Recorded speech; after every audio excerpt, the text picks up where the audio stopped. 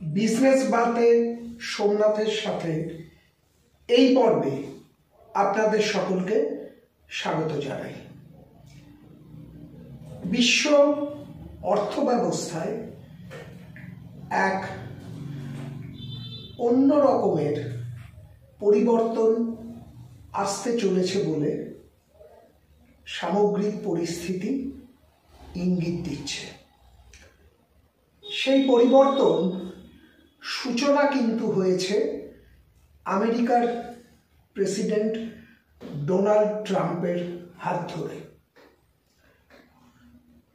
এই প্রথম, অন্তত আমার দৃষ্টিভঙ্গিতে এই প্রথম প্রতি পদক্ষেপে আমেরিকার স্বার্থের কথা বলতে শোনা যাচ্ছে ডোনাল্ড ট্রাম্পকে। এর মধ্যে কিন্তু কোনো অন্যায় নেই বলেই বিজনেস বাতে সোমনাথের সাথে টিম মনে করছে।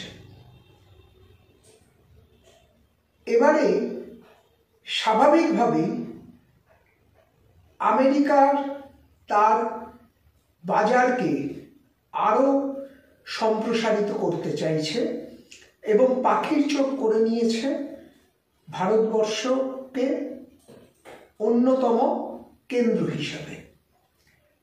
এবং এখানে একটা অদ্ভুত পরিস্থিতি তৈরি হয়েছে।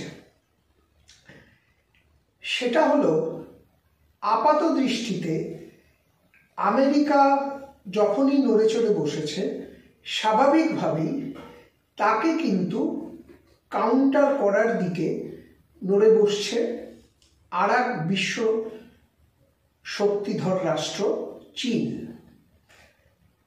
ভারতবর্ষের বাজার কিন্তু সকলেরই লক্ষ্য। একটু ভারতের অভ্যন্তরীণ রাজনৈতিক দিকে যদি আমরা তাকাই, আমরা ইতিমধ্যেই জেনে গিয়েছি যে রাহুল গান্ধী কংগ্রেসের অন্যতম প্রধান চালিকা শক্তি। তিনি কিন্তু সরাসরি ভারতের প্রধানমন্ত্রীর দিকে আঙুল তুলেছেন যে চীনের প্রতি যে আমাদের নির্ভরশীলতা সেটা কিন্তু কমছে না। মানে আমি আপনাদের খুব সারমর্মটা বলার চেষ্টা করছি। একটা অদ্ভুত পরিস্থিতিতে দোলাচলের দিকে এগিয়ে চলছে ভারতীয় অর্থ ব্যবস্থা।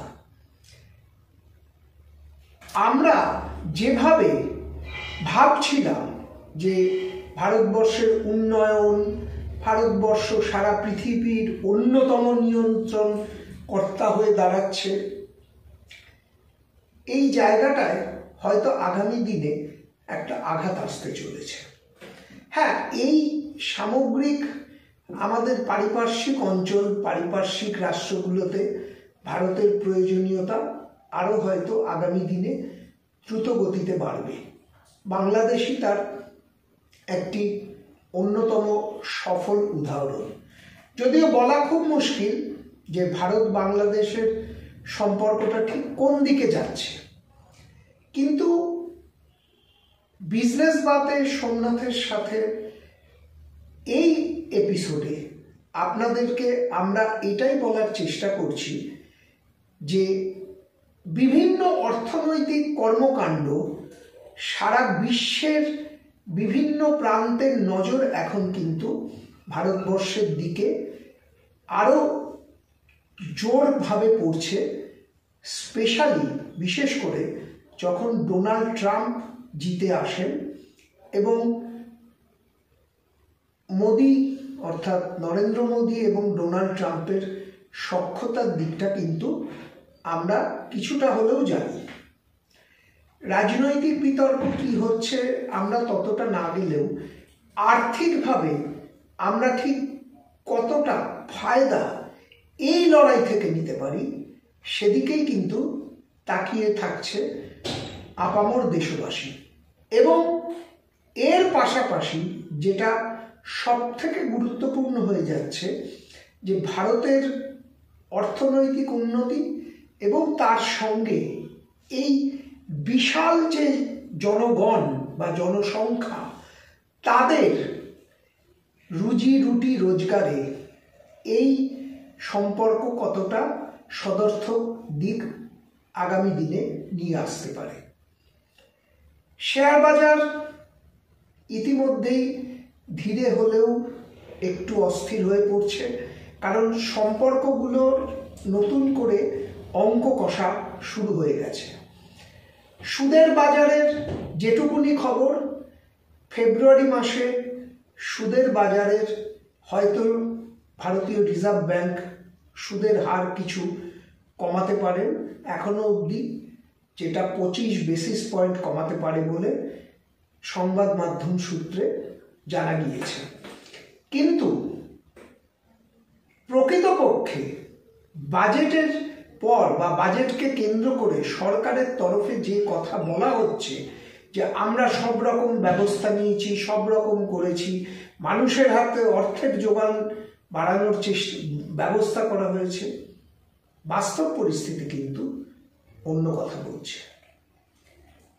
আমাদের বিজনেস বাতে সোমনাথের সাথে চ্যানেলকে সাবস্ক্রাইব করে বেল আইকন টিপে সঙ্গে থাকুন, এরকম নতুন চিন্তা ভাবনার সংবাদকে আপনাদের সাথে ভাগ করে নেওয়ার জন্য। আমাদের মূল লক্ষ্য আমেরিকা হোক, রাশিয়া হোক, চীন হোক, জার্মানি হোক কিংবা জাপান, আমাদের দেশের উন্নয়ন এবং সামগ্রিক আর্থিক কর্মকাণ্ডের পরিধি বাড়া এবং মানুষের রুজি রুটি রোজগারের বৃদ্ধি করা। তাহলেই কিন্তু আমাদের অর্থ ব্যবস্থা সফলতার দিকে দ্রুত গতিতে এগিয়ে চলবে। আজকের এপিসোড এই পর্যন্ত, এখানে শেষ করছি। ভালো থাকবেন।